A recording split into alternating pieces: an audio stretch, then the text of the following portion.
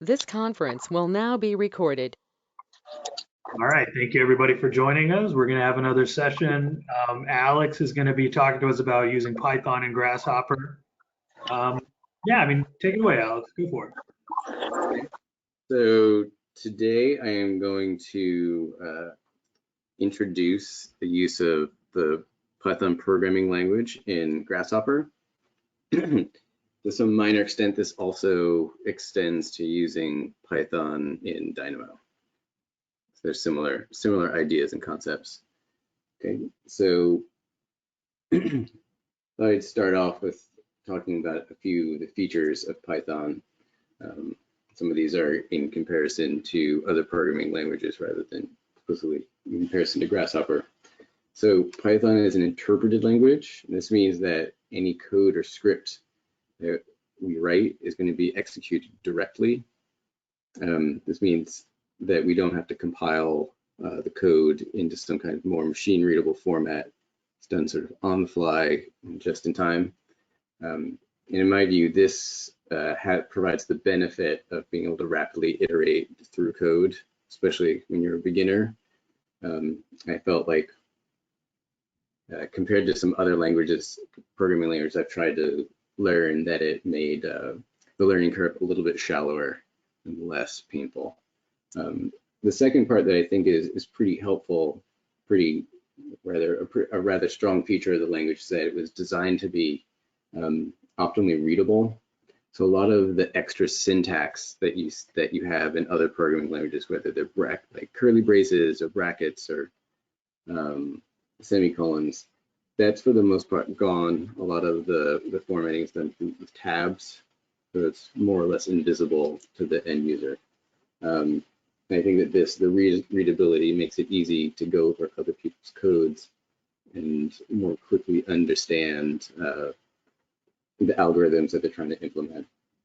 The third part, which I think is for people who haven't tried to program before, a little bit odd, a little bit difficult to understand, but something that I think is pretty useful, especially as someone who's not a professional programmer, that the language has an automatic garbage collection. This means the user is not responsible for allocating specific parts of memory and then freeing up parts of that allocated memory. I think it lowers the overhead required to get something working. I think is really important in computational design and design programming, since we just don't care about a lot of stuff and we just want stuff to work. The last part, which I think is a pretty powerful feature of the language, is that it's it follows a multi-paradigm model.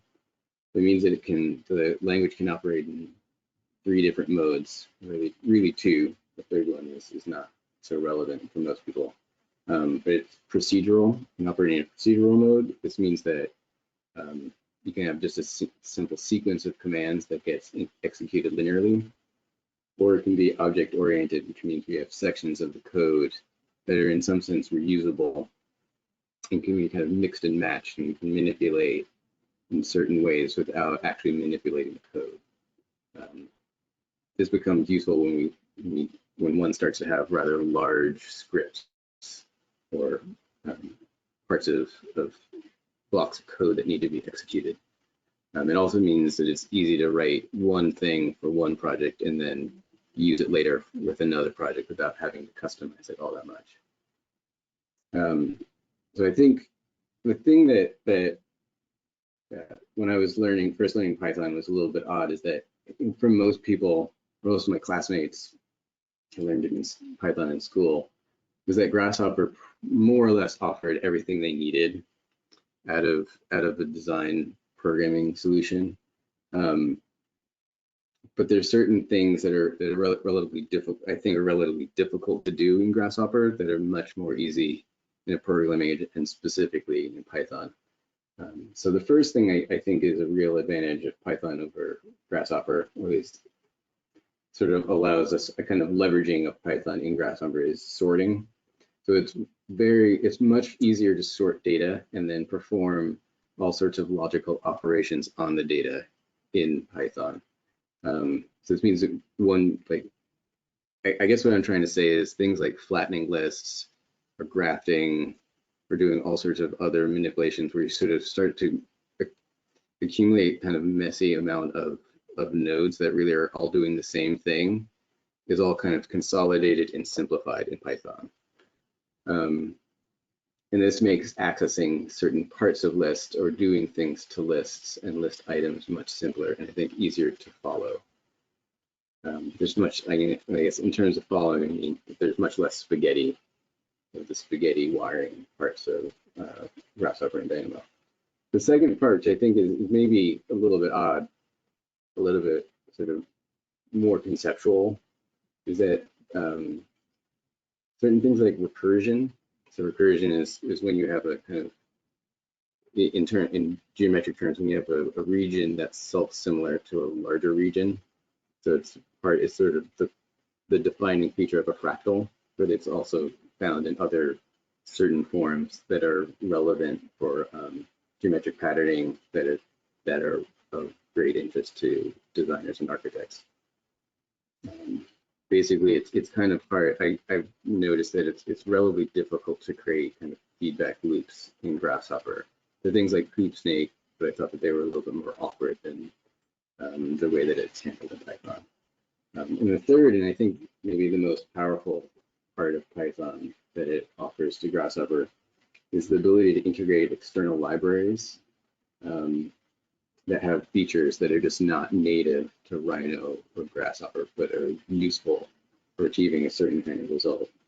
So examples of this are certain kinds of advanced mathematics that are useful for geometry, like arrays, array manipulation, things like that are important for certain kinds of matrix algebra, use of complex numbers and complex analysis were important for certain kinds of surface creation, as well as calculus that can be used to define NURBS-like curves that are also useful for our kinds of geometry, the kinds of geometry we use. But also things like image processing, as well as certain kinds of hardware access, like being able to leverage certain parts of graphics cards that are in workstations, or communicate with some kind of input-output device like a microcontroller, which is an Arduino. So before I get into demo, I want to talk about three basic parts of coding and ideas that are sort of at the very base of computer science. So the first part is all code is made up of functions, for the most part. Anything more than a few lines is going to be made up of functions. And the function is a sequence of instructions that we'll use to perform a very specific task. In Python, a function looks like this. So this block, if you can see the cursor. So the function always starts off with def, and that lets Python know that we're going to have a specific block that's going to be self-contained and executed on its own.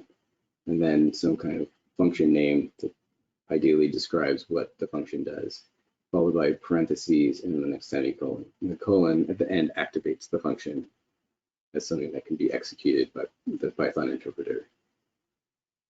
So to make this a little bit, I think, easier to break apart and understand, I thought it would be useful just to talk about a car. This car is just something that has a few attributes that are sort of easy to understand. So if we create a function where we look at, where we try to extract attributes of some kind of input car, idealized abstract car, we're going to have, again, def, and then a function that we're going to call car feature, and then an input, and we'll call that input car. At the same time, if we needed to, we can put in as many different inputs into the parentheses as we need. Although ideally, there are only as many inputs as we're actually going to use in the function to keep the code readable and unbloated. So once we've inserted something into the parentheses, that input to the car, can be utilized by functions that we can call that are either part of the native Python library or an external library that we've initialized at the beginning of the script. We'll get to that part in the demo. So in this case, with car as an input, within the function, we can call another function we'll call color with the input car, and that will give us some output. Say car, and we'll call that car color. That outputs an arbitrary name. So once we have that output, what we need to do is we need to issue the return statement. The return statement will let us make the output of the function available to the rest of the code. So the other, I think, basic thing to understand that I use pretty extensively in the demo are loops. So loops take two general forms. You can have a while loop, which conceptually is sort of takes the form of you do something while some condition is true. Alternatively, you can have a for loop, which I'm going to talk about a little bit more in depth. So in general, a loop specifies a kind of iteration over certain kinds of sequence, and that iteration is executed repeatedly until we meet some kind of condition. So either some kind of logic that's satisfied or reach the last item on the list. So in this case, we're going to input a list, and we'll just call it length of list. It's maybe not the best name, but in Python, as opposed to some other languages, you need to, the way that the loop is formed is by giving a number to iterate over rather than something that's more logical in some other languages. But either way, you start with a for and then something that's iterated, and then you issue a length. And to make this a little bit more readable, we can go back to the car example. So the first part of the loop is just to write for, and then you insert something that's part of the list that is iterable. That means that it can be, it has a given number that can be incremented. So 1, 2, 3, 4. It doesn't actually have to be a number though. This needs to be a sequence. And then we're going to then calculate the number of iterations that we're going to loop through using the length of the list that we're going to use as the input. So in this case, we're going to say the list of cars is, say, 10. So we're going to have 10 cars. So for each car in the list of 10 cars, we're going to go 0 through 9. We can have some function where we input the list, and then for each position in the list, we have some car that we're going to get some output from. So one thing that's kind of unique to Python that's not explicitly shown in the loops I mentioned before is that the value of car here, or I, is incremented by 1 by default with each loop. But if one desires, you can create different kinds of patterns. So you could look at every other number, or you could look at even numbers or odd numbers, or every third number, or whatever pattern is desired to get specific items out of a list. And then at the end, we again create a return statement with our output. And what's important to notice here, Python as a tab language, is that the return has to be in line with the for. If you put this return statement within the loop, it has a different behavior that we wouldn't typically want. And so the last little bit before I start the demo, I think it's important to understand what a list is and how Python conceptualizes them. So in a lot of other languages, a list would typically be conceptualized as a matrix, or an array. However, there's some subtle differences between an array and a list. So an array is a sequence of just one thing, so just numbers or just words or letters or characters. So 1, 2, 3, 4, 5. But a list can be does not have to be just one thing. So in this case, we could have a sequence of 1 red, 2 green, 3 blue, where we have 3 numbers in 3 colors. And that's okay as far as Python's concerned, because that's essentially what a list is, which means that we can combine certain kinds of data and then extract things as we need it. However, if you wanted to do manipulations specific on array, you have to use external math libraries that are not part of the native Python library. So the last bit is that I think is important to know is understanding how to access things from a list. So for any list, the list will have a name, and then for historical reasons, each item will get a number starting at 0, because for some people conceptually it makes sense to start counting at 0 rather than 1. So for the first item, you'd access that item by asking for list bracket 0, and the second item will be list brackets 1. Additionally, a list can contain other lists. So this would be similar to a graph or tree in Grasshopper. So in this case, we'll have list 0, the first list, and list 1, the second list. So in order to access the first item in list 0, we ask for list bracket 0, bracket 0. And then the second item will be list bracket 0, bracket 1. So now I'll get to the demo.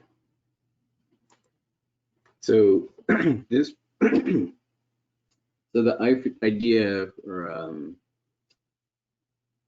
goal for this project was originally to create an interface for my wife, who's not a designer, to help her design a unique 3D printable Christmas tree ornament. Worked sort of. So it originally started out as just a Python script, but in trying to create something for her to use as a non-designer, I realized that it would be great for her to have a kind of dynamic feedback. And so that's where putting the Python code in Grasshopper seemed to be the best idea. So Grasshopper definitely seems to provide the kind of dynamic control and input that Python doesn't. So in Python, you're going to have to manually edit and update variables each time you want to make a change, whereas clearly in Grasshopper you don't. So the definition starts out with 3 Rhino geometry elements: an axis curve, a guide curve, which is going to help us define the outside perimeter of our object, and then an input shape, this breathing. All 3 of these things indeed could be generated in Grasshopper, but I thought it would be simpler to just keep them in Rhino in case there's some kind of editing I needed to do that was a little bit more that might be too cumbersome in Grasshopper. So the first part of the definition is worth talking about, the input variables. So each of these are going to be, as far as the Python code is concerned, are going to be global variables that won't be easily manipulated by the functions themselves. And so they're the things that we want to control dynamically. So in this case, it's going to be the number of ribbed curves that we're ultimately going to loft. We're going to rotate the curves after doing some manipulations to them. So we want to set the angle of rotation to something like 0 to 360 degree slider. And then something I realized is that the code I wrote didn't quite look like I wanted, and so I needed to add a kind of magic number to help bulk up the shape to make it look closer to what I had imagined. With that being said, let's look at the Python code.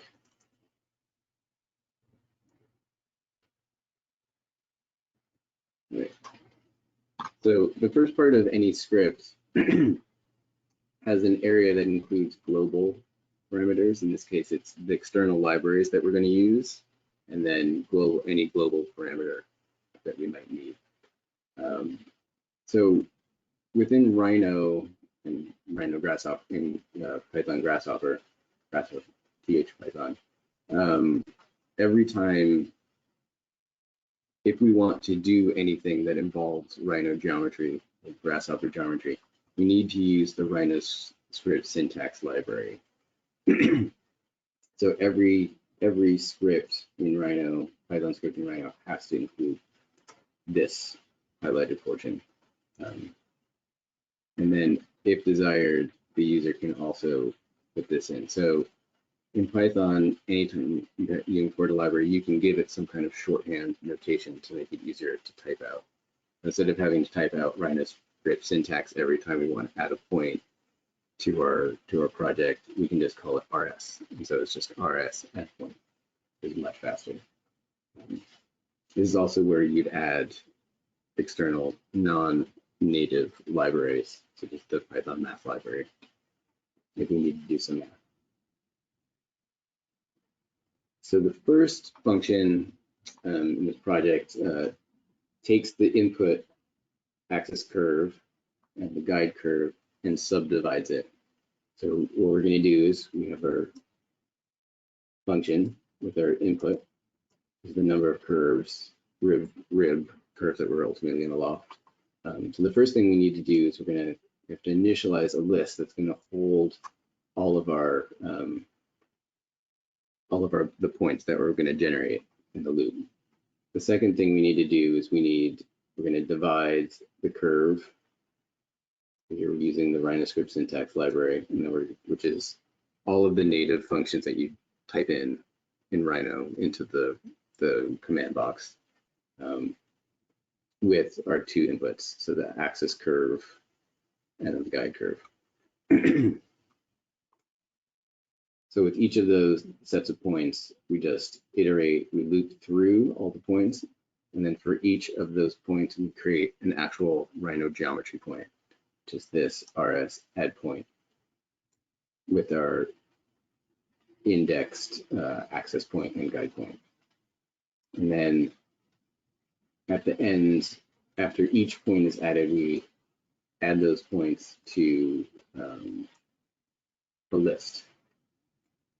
We're going to call that the curve radius list. It's a little bit, I apologize for it, not the clearest name. And then we issue the return statement, which takes the curve radius list and then the access points that we generate here and makes that available to the next function. So function 2, we're going to take the base shape, which is this pentagon, and then we're going to translate it and move it to each of the points along the axis that we just created in the previous function. So again, we have to make a list that's going to ultimately hold the curves that we moved to the points. And then to figure out where to move, we go through each item in the curve radius list, and then we copy the input shape to each point, index point along the axis. And then we call that rib curve. And again, we make a list that holds all of the rib curves, and we return that list. And in function 3, we sort of do, so each of these is basically the same. So I think the thing to get is that it's once with Python, once you sort of understand some basic things, a lot of stuff is just boilerplate, sort of looping and iterating through things over and over again and making a list, moving through it, and then making a new list with manipulated output. So in the third function, we're going to scale the curves by measuring the distance between our guide curve points and our axis points. And again, we're just iterating through the list and then using the different index points on the list to determine what the radius of our translated pentagon is going to be. And that is going to be what that looks like. So that's our input untranslated pentagon. And then in function 3, we create these scaled pentagons.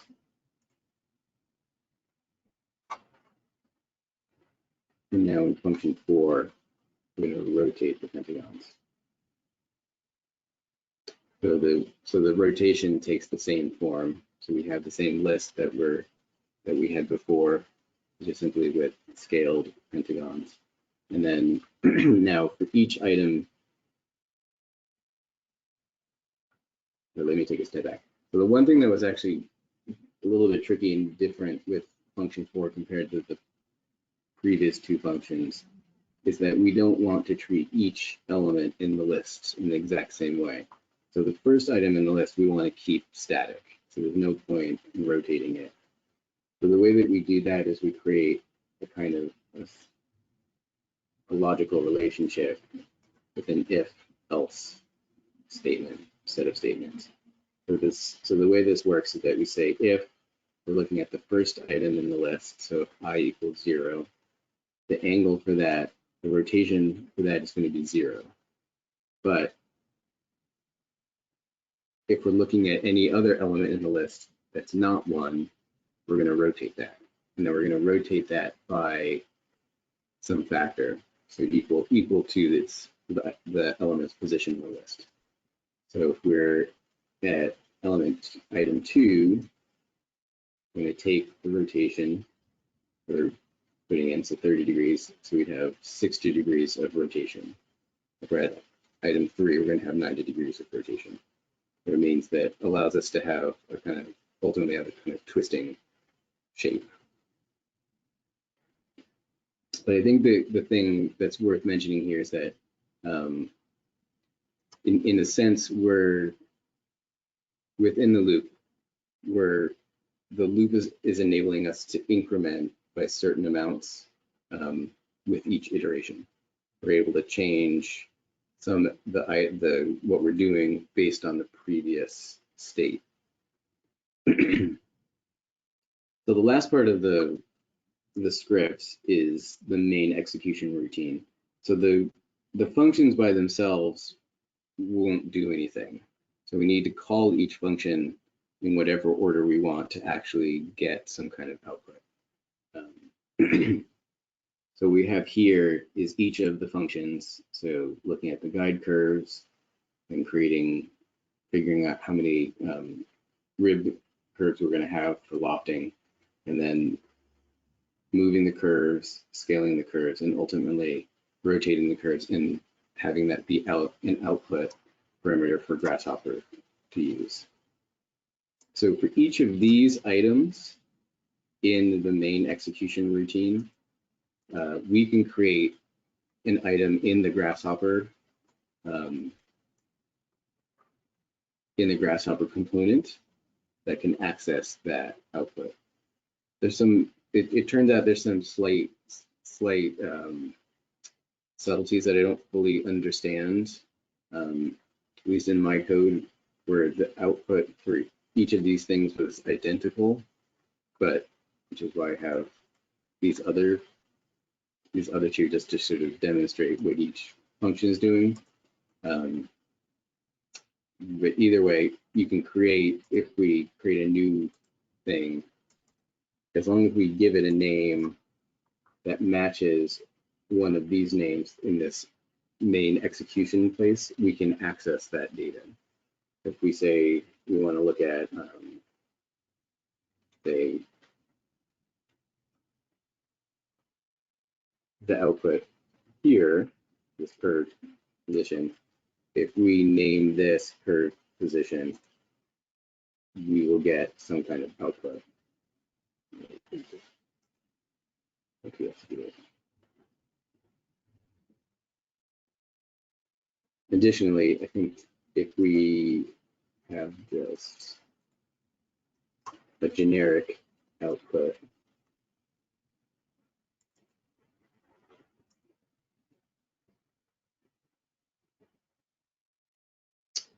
sometimes there's a default output that you can attach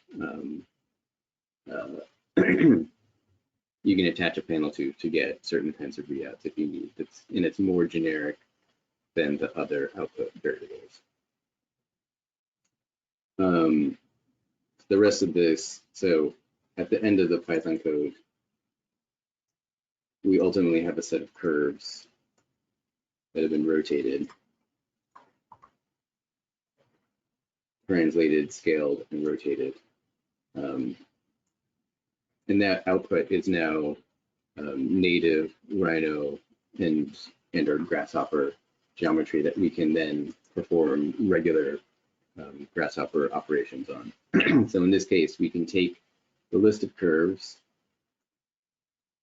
and we can lock them and then do whatever else we need to do, we want to do. So typical Grasshopper stuff. There are two things I discovered in preparing. One thing I remembered, and another thing I discovered in preparing this presentation I think is somewhat relevant to using Python and Grasshopper. There turns out that it's not very easy to pass lists out of Python and into another Python object. So if you're going to use Python in Grasshopper, the output either needs to be completely Rhino geometry, and or the input has to be completely Rhino geometry. So if you have multiple Python components, there needs to be some intermediate thing happening between them. Allegedly, there's extra code that can be added to the script, but it was a little bit cumbersome to integrate into the presentation. I also thought it might be nice to quickly look at someone else's script. So I created this a long enough time ago. I don't quite remember what I did and what someone else did, but I think it's sort of interesting to look at a less simple thing and see sort of what extra stuff is included in the script. Like in this script, we're importing far more libraries, and what the original author also decided was that for several of the libraries, only a small subsection of the library is going to be imported in order to ostensibly to save memory, something. Just make the code a little bit faster. If there's anything else interesting.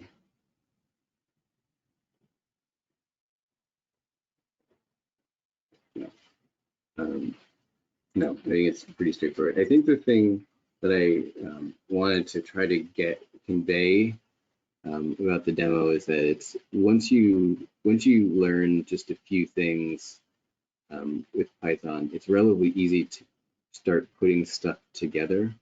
You don't always have to have a full understanding of the intricacies of the language itself. As long as you can kind of break down how you would model the thing in Rhino without a script, that it's relatively easy to make a script in Python do what you want, and or with Grasshopper. I can say that with respect to Rhino Python, I feel like I'm relatively advanced, but I know that with respect to Python as an actual language that people use for production code, I'm still relatively, I'm still more or less a beginner. But I think that's kind of an interesting feature of using the language, that one doesn't have to know all that much about the language to really use it within Rhino or Revit for that matter. But you can still extract a lot of utility and power out of it that wouldn't normally be available.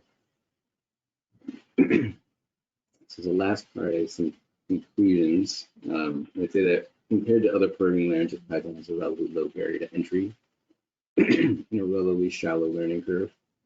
And I'd say also from a personal perspective, I found that learning Python within Rhino helped me better understand, make better decisions about how to approach difficult modeling tasks.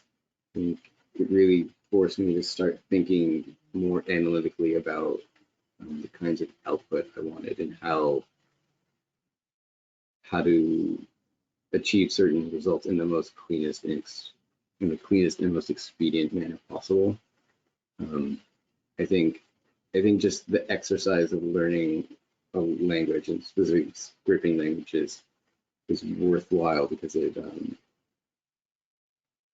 think it teaches people how to be really explicit with the intentions they have for a given project, or specifically a given computational design project. I also indirectly feel that it helps me better understand Revit. I think Revit has a lot of features that are common with object-oriented programming. I think going through the exercise of learning what object-oriented programming helps explain, at least helps to conceptualize what families and family types are. So why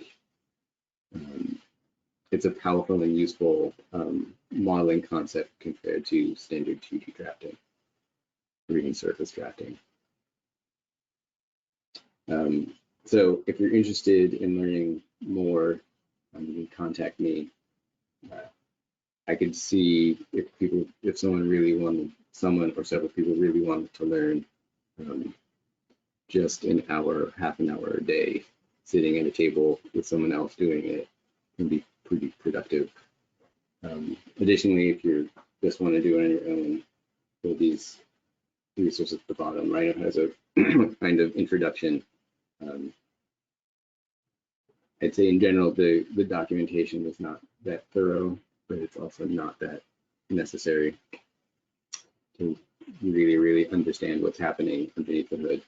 Additionally, O'Reilly, which is a publishing company, has a set of manuals about Python that are aimed at both beginners, intermediate, and advanced users. They're all very high, and I recommend each of them. They're all very high quality and very easy to read.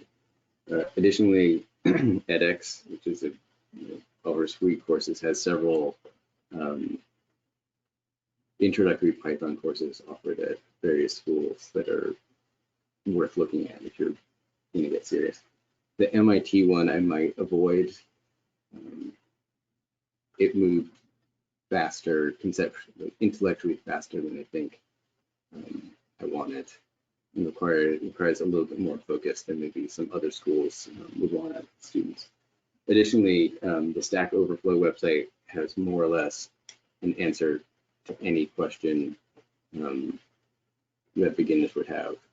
Usually there's several different offered solutions, and they usually all work. So that's it. Yeah, even just like Googling stuff, right? Just straight up Google, right? I mean, that's for everything, especially for code. So many. Stack Overflow is the #1 hit for most programming questions. Yeah. And there's also Boston Public Libraries has freelynda.com access too, don't forget. Yeah, Lynda's pretty good too. And you can get that free through Boston Public Libraries.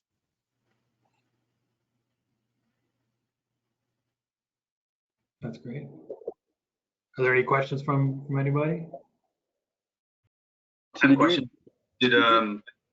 I had just a quick question. Did you 3D print that at home? No, I printed it through Shapeways. Oh, okay. No, I don't like the FDM printers all that much. I think the striations are pretty distracting.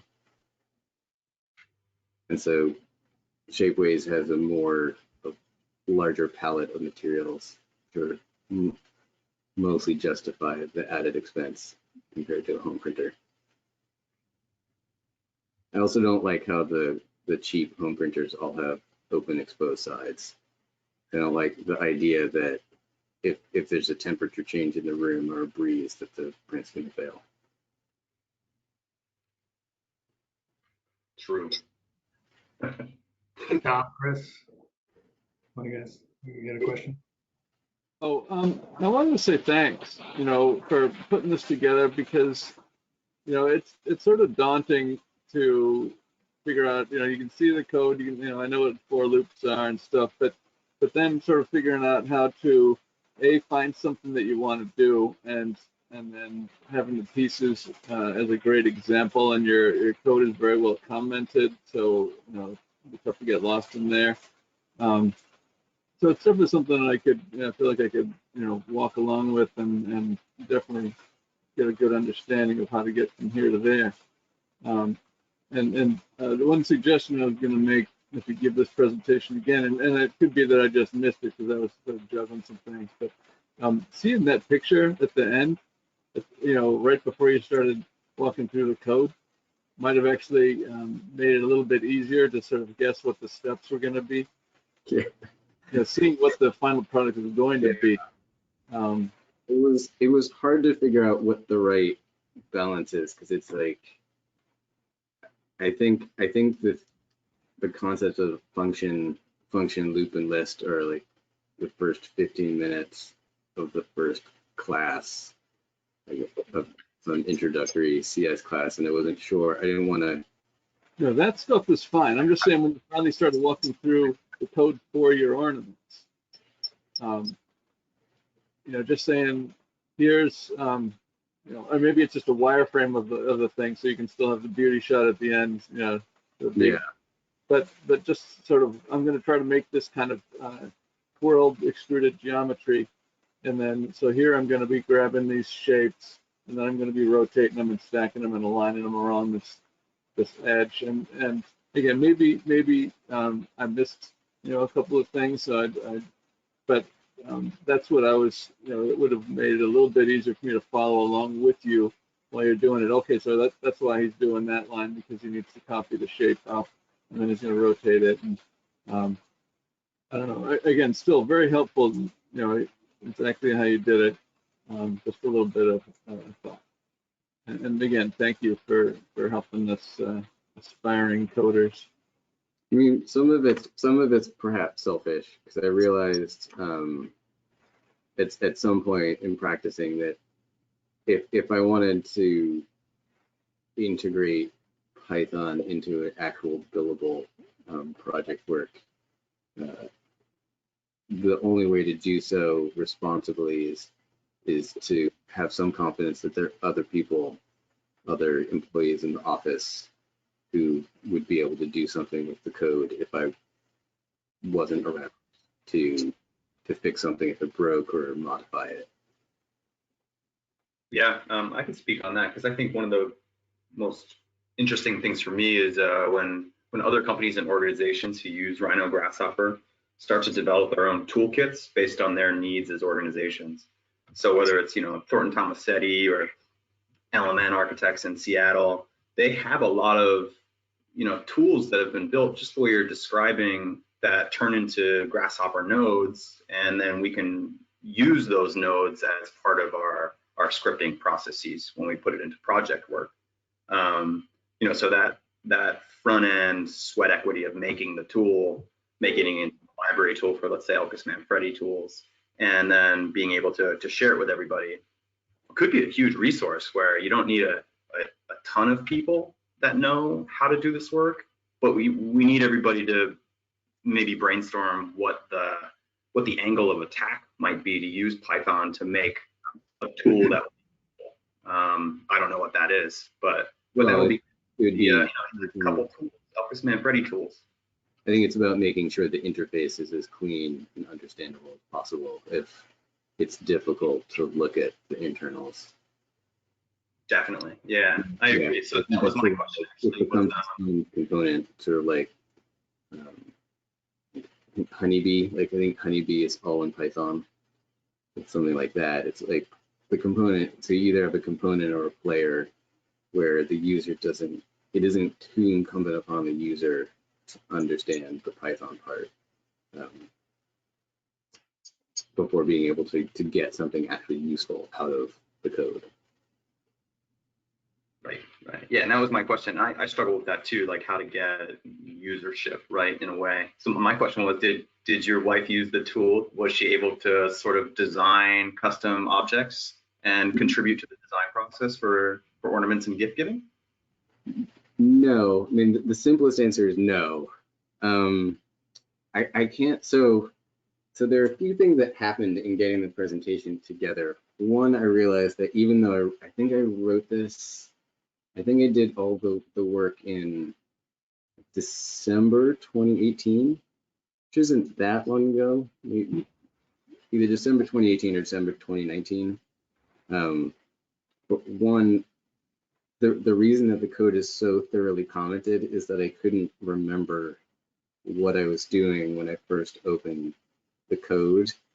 And I had just, it took maybe half an hour, maybe 15 minutes to go through each function, figuring out exactly what I was doing. And then even though I've practiced this maybe 3 times, I realized that it's like, there's certain things in the code that are just, that have reasonably poor names that I just didn't update.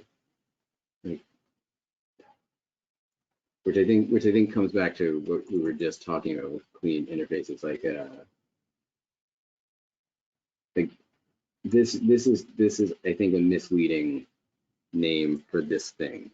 It's not. It's going to help us determine a radius, but I don't think it's actually calculating the radius. You know, but I think it's stuff like that has to be QC'd. But because I realized when I was reviewing the code, there are a few things that I did clean up that their original forms were confusing to me because I just didn't give them accurate enough names. Like it was something that made sense at the time, but only at the time to me in the past and not me now. Yeah. You know, clearly, if it doesn't make sense to me now, it's not going to make sense to anyone else unless you're like manually tracing through the code. It's like reminds me of the movie Memento when he's writing notes all over his body so he can remember his life, right? In a way. And then, I would say one definite downside of Python, maybe Grasshopper to some extent, is that you do kind of have to, until you're really proficient, you do kind of have to practice it in a regular sense. There is before I had to start working at home. Maybe 9 months out of each of the 3 years I've been at Alcazar Freddy, I spent doing Python at lunch, doing some project lunch. But the 3 month, gap, however long it took between the projects, always led me to forgetting even the most basic stuff until I was like a few days in. Like every time I'd look at some of the longer scripts, I'd forget how to do something. I'd forget how to utilize object-oriented code, and I'd have to spend half of the hour looking, like reading through the tutorials or looking through Stack Overflow for an answer. Yeah, I think that's a great lesson when you're trying to teach or teach yourself or learn anything, right? It's the repetitions and the practice is really what makes it stick. Learning another language, for example, is the same way. If you're not going to put it into practice, you're probably going to not retain as much. Even using software programs, like if you don't jump into Grasshopper a few times a week and kind of get that memory, you might never really get a full handle on it because you do need to give it a go and give it a go often. That actually reminds me of something I meant to talk about. That took me several days of working on this to remember, and remember it being a huge problem. There's a general gripe with Grasshopper. I've noticed that there's some things that are a little bit hidden and that maybe aren't very well documented. So in the case of the GH Python component, it turns out that the input part of the Python component is not agnostic. So you have to explicitly tell Grasshopper what, and the GH Python component, what the input is. And the way that you do that is once you've made put your input in, you have the name. You have to right click on it and know that these three things, so item access, list access, and tree access, need to be set to a specific one of the three specific things. And then once you pick that, you need to give it more information about exactly what, say, the item is or list is. And in this case, it's an integer, but it could also be a GHDoc, which is apparently how Grasshopper calls native Rhino geometry, or whatever else. But I didn't realize that I had set all that up. And so when I was trying to break the functions out into their each component, which ultimately didn't work, it took a while of look. It didn't immediately become apparent to me in looking at other people's examples with the GH Python component that the input had this specific stuff that needed to be set, and I kept getting errors that weren't all that helpful. So that's definitely part of the practice. Like if you're just practicing all the time, of course you know that if you're inputting a list, it has to be set to list or tree, rather than just putting it and you're crossing your fingers that whatever the default is going to be okay.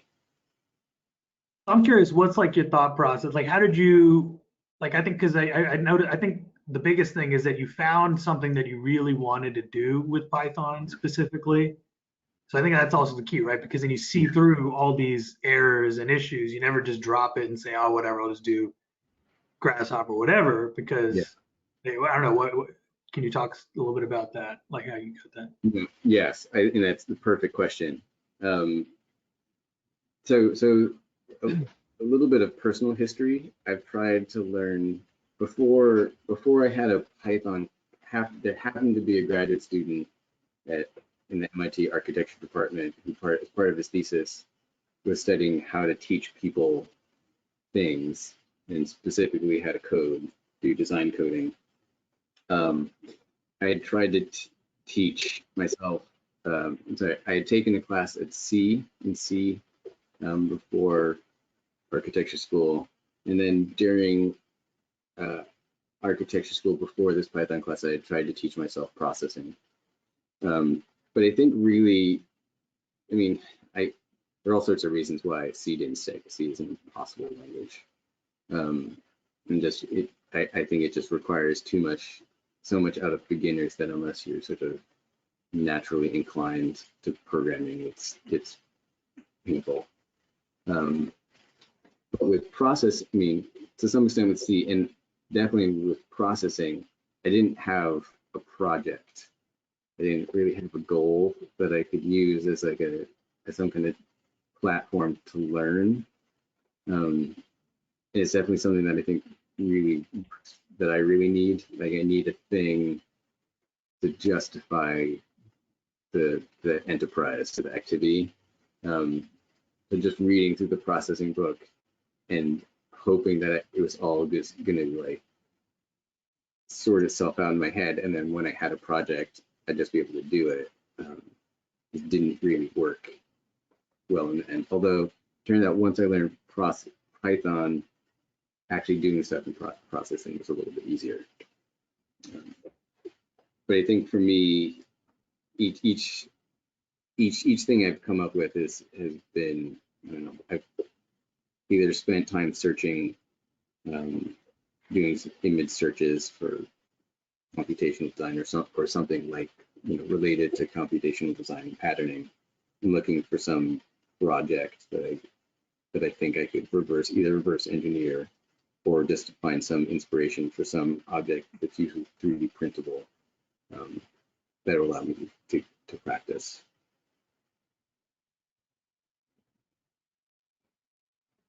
So a lot of the stuff I've done is like fractal kind of stuff. It's sort of works in Rhino. And the reasons why Rhino is not the best tool to make a fractal.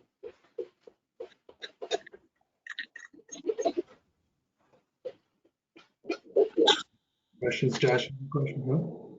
No, I'm just. Well, I was going to Basically, when it comes to programming, Chris always tells me you can try to teach yourself this all day long, but until you have a purpose, it Yeah.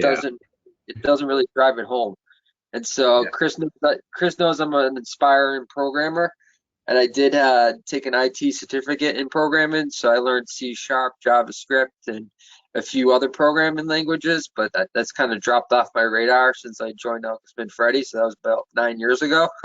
So I got to get back into it myself, and Chris knows I'm an aspiring programmer, but the problem is every time I pick up one of my Python books, I just don't have a goal or something that I want to produce, and that's the problem. And so I keep trying to think, what is that thing that I want to do? And once I get that, that's when I think you really learn programming. Because Yeah. you start to realize, okay, I got an end goal. Now I know what I'm doing. I unfortunately though have definitely started feeling like I've run into a sort of reached the cliff of inspiration. Become harder and harder to find things that inspire me to do something great, like to find that object I'm inspired to make using Python. You know, this is so good. You know, Rhino and Revit do so much out of the box that we need to do, because they're sort of making a living trying to figure out what we need. It is hard to find the killer app, to find the reason. So There's again, even like loop snake, right? Like for loops, there's certain Yeah, I found Grasshopper plugins that let you do some of the stuff you want to do. It's also you still I've downloaded them. They don't make sense. You kind of need to also know Python for it to kind of like make sense. But like, yeah, I didn't love Hoopsnake. I thought it was confusing. yeah, I mean, but yes, it does. might as well just learn Python at that point, right? Like, I also thought Galapagos was confusing, and that has sort of looping, things that have to loop and are be recursive in it. right, they have these limits. Is the issue though? Is that like, oh, Galapagos can only do like these single genes and stuff like that. And the thing about Python is what makes it exciting is that it's not really limited at some point. You can really just keep. You could pull in a full library, Keras or PyTorch or whatever, if you wanted to do something more complicated involving a neural network. Exactly. And there are I didn't want to get into it too much. There are, because of the way that McNeil has decided it wants plugins to be created. Everything that's not Rhino itself or OpenNerbs or whatever is in C#. And so there's a special, the Python stuff for Rhino is written in C#, which means that there's certain things that are a little bit tricky to do if it's external. So it's specifically things, Python libraries that are wrapped around sub-libraries written in C or Fortran. For whatever reason, it's difficult for Rhino to interface with those libraries. But there is a plugin that sometimes makes it work. We're at 4, so I think we got to call it. But I think, yeah, obviously there's way more we can keep talking about. I think we probably should try to, yeah, I mean, if we end up pushing this, if any of you guys try anything with code and have any applications, come back to us and let's try to present it and talk about it and have another discussion about it, because I think there's some cool stuff. There was one last thing I wanted to bring up that I've come to realize, but really haven't attacked yet, because I think I need to have one needs to have a little bit more proficiency than I do right now. But I think there's a lot of sort of not sexy and boring, but really useful stuff that can be done in Revit using Python as an automation tool. And that's probably, like, if the office were to, I don't know, want to provide more automation in Revit, that would be the way to do it. I've seen the whole PyRevit suite. I think we may have had that, right? Don't we have that? Well, we have Revit. and I have the back end code of it. Like basically, I have the plugin plus I download the base code. So And of course, you can do it in Dynamo, you know, in the Python node also. Yeah, and So, that was a lot like the Grasshopper Python node. but not quite as polished. No, well, nothing in Dynamo is quite as smooth. All right. Thank you guys for coming. It's been a good session. I'll post the recording online, and then we'll get Alex's script in the Yeah. folder as well. Thank Great. you. Thanks, everybody. Thank you, Alex. All right, Yeah. thank you for bearing with Yeah. me.